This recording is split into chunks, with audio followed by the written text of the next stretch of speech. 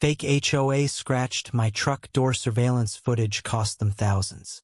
Have you ever trusted someone to protect your home, only to find out they're the ones causing the harm?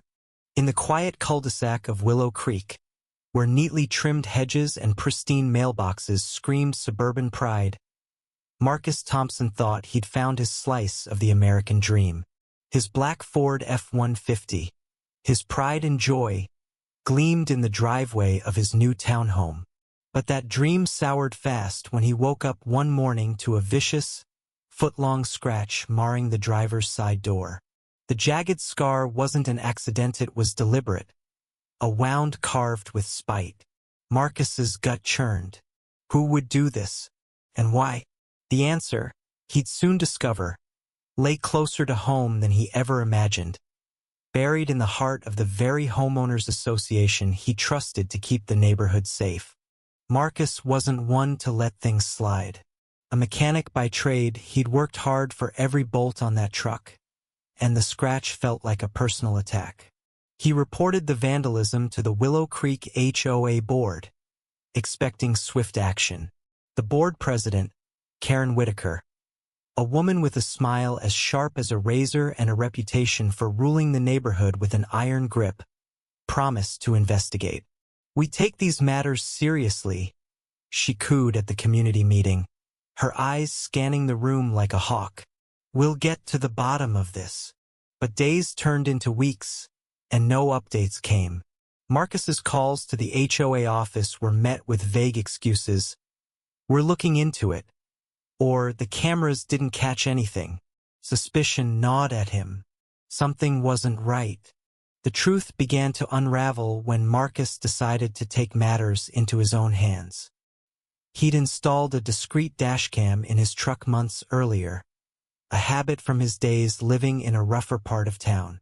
The camera, angled to capture the front of his driveway, had been running the night of the vandalism. Heart-pounding, Marcus pulled the footage.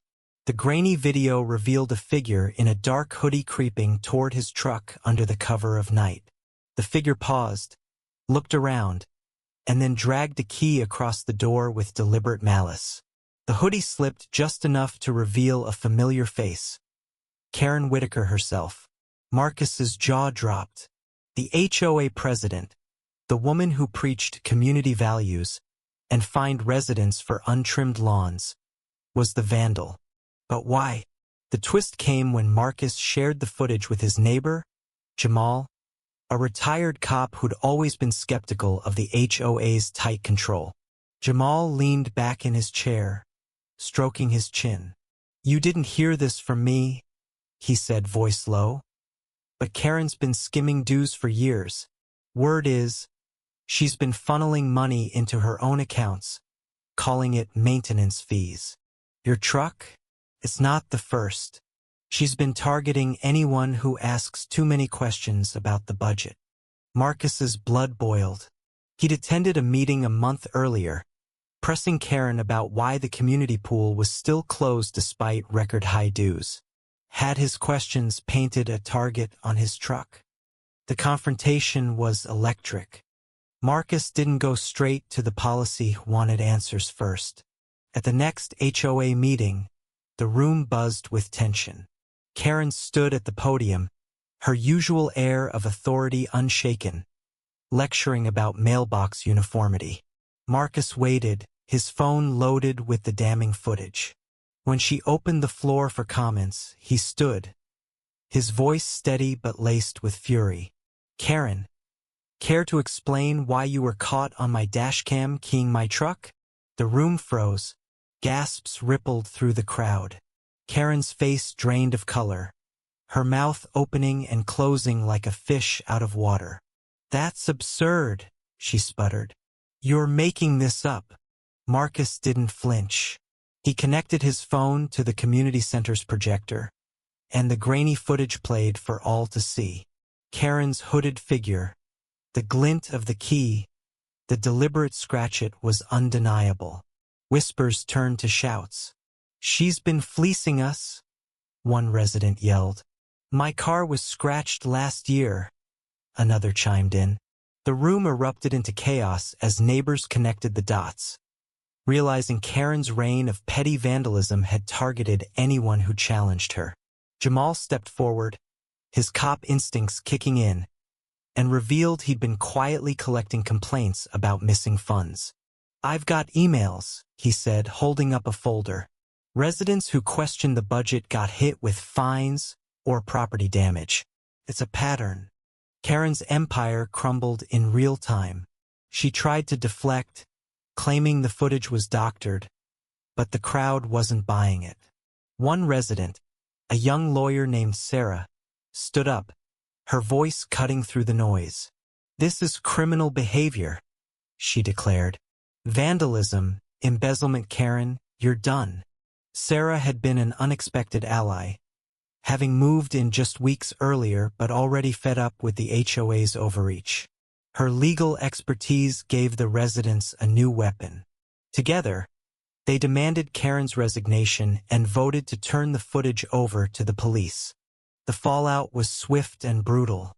The police investigation confirmed Marcus's dashcam evidence, and Karen was charged with vandalism and theft. A forensic audit of the HOA's books, pushed by Sarah and Jamal, uncovered thousands in misappropriated funds money meant for community upkeep siphoned into Karen's personal accounts. The court ordered her to pay restitution, including $4,000 to Marcus for the truck repair and legal fees. The HOA was forced to refund over $20,000 to residents for inflated dues. Karen's name became synonymous with betrayal in Willow Creek.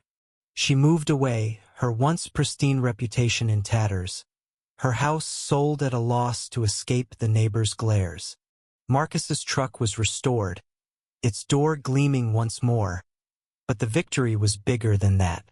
The residents, galvanized by the ordeal, overhauled the HOA. Sarah took over as president, implementing transparent budgeting and strict oversight. The community pool reopened, and the oppressive fines for minor infractions vanished. Marcus, once a skeptic of neighborhood politics, became a vocal advocate for accountability, his dashcam footage a symbol of standing up to bullies. Willow Creek wasn't just a neighborhood Anna Maria, it was a community that fought for fairness and won. What would you do if you caught someone in power betraying your trust? Share your thoughts. Where do you draw the line between justice and revenge?